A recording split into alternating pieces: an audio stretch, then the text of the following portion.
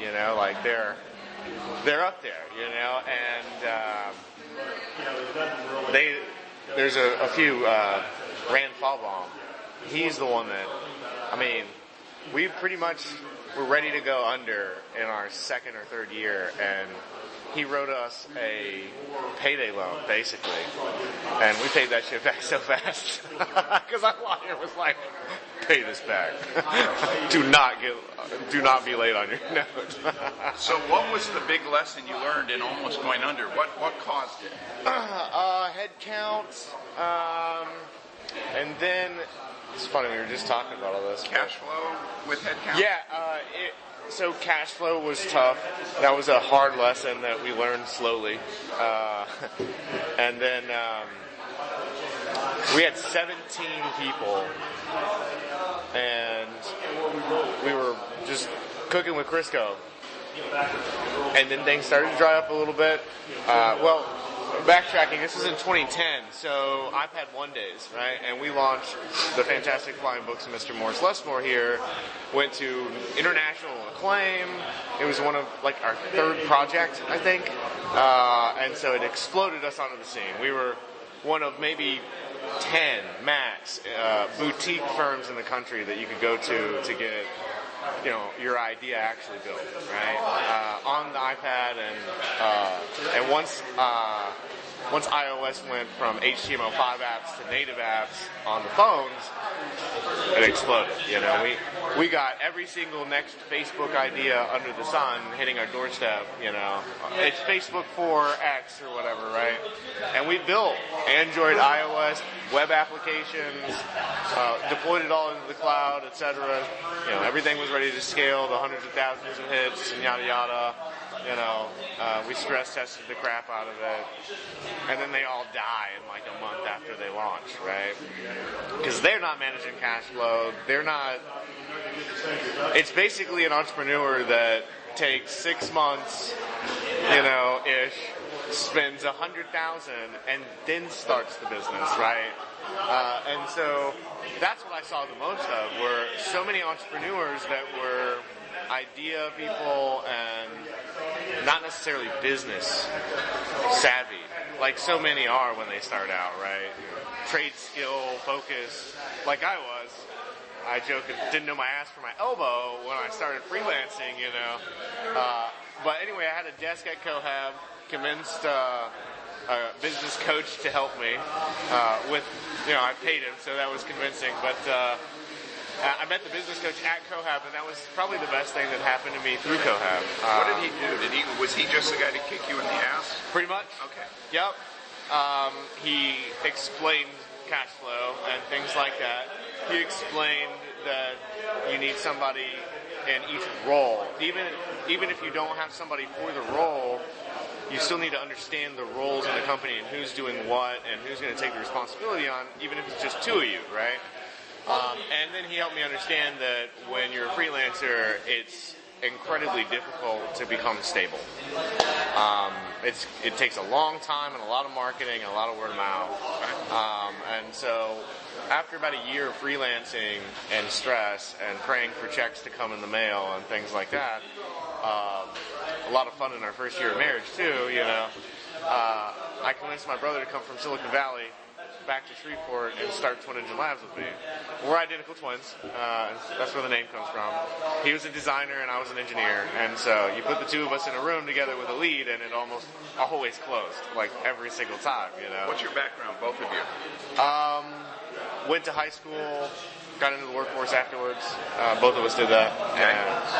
And then he taught. Moved to Silicon Valley. So we both got call center jobs, and then a programming department opened up, and I taught all my friends how to get in, and we passed the test, and we had a blast. We were getting paid like $12 an hour, because it was like, you're not on the floors anymore, congratulations. We were like, yeah! But we're getting paid $12 an hour, which was great when I was like 19, you know. So my brother discovered a recruiter, like what they were, and then they sucked us out to Dallas. And so we got our career started in Dallas.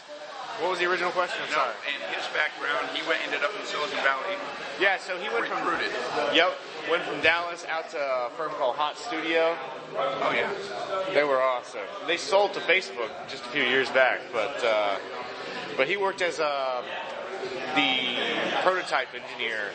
So if they needed something done in a week, but needed to look like it was good, and Tesla wanted to see their custom prototype interface, which is something he worked on, they had him do it, right? Because he could knock it out. He knew enough JavaScript design and just general principles about building product that he could crank that stuff out super fast for him. So that was his job.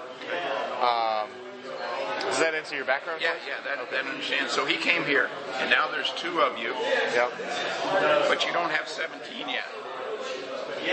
Nope. Second month we hired 3. Okay. Bananas.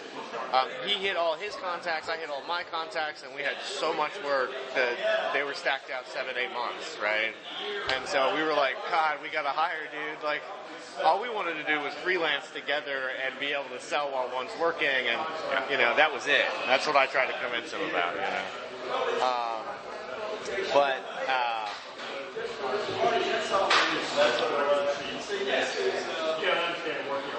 we got tons of business, stole 3 out of Centenary's computational mathematics program that's no longer there. The professor left, went to Arkansas, now doing like really awesome AI stuff up there. And those 3 were pretty good? Okay. The best. Unbelievable. The second hire now works at Apple, working on their facial recognition technology, right? The first hire works at the game development college here. What are they called? It's EAP, BRF. Yeah, I can't DMI. remember. DMI, thank you. He works over there and teaches everybody game development.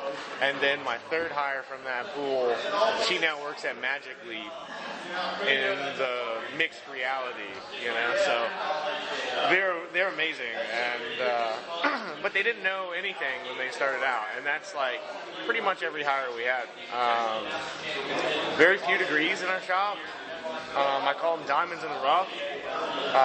Pretty much in the beginning, we were well known because we were hiring every warm body off the street with a decent brain in their head. You had a NASA internship? Come on, you can learn design, And we did. We taught them design. It was apprenticeships all the way down, And you had 3 superstars. Were the other 17 as good? Yeah, Okay. they were. We didn't have a whole lot of problem. We hired people who wanted to work hard. They liked the environment. It was fast-paced, new projects all the time, right? And then they were paid. They were compensated as they learned more, right? So it was all very motivating for them, especially working their 9 to 5s and coming in to see a completely open floor plan and noise everywhere and just bustle and hubbub, So I have to ask this question because I've started a few software companies. Awesome. How did you deliver? How did you make customers happy by meeting a deadline? Were those 17 good at doing that for you? Yeah, we killed ourselves. There was a lot of 60-hour weeks in the beginning. A lot of fires. That's the only thing that sucks about training and not bringing in experience and paying for it, is that you're going to deal with all those mistakes along the way and yada yada. But the idea was that we estimated the deadlines from the people doing the work.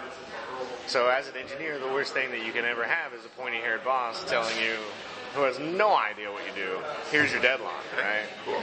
And so one of the things I wanted to do was say, all right, if you're a software engineer here, you make your own deadlines, and if it's like way out of whack, we'll let you know. But generally, that's the rope you'll hang yourself with, right? Just enough.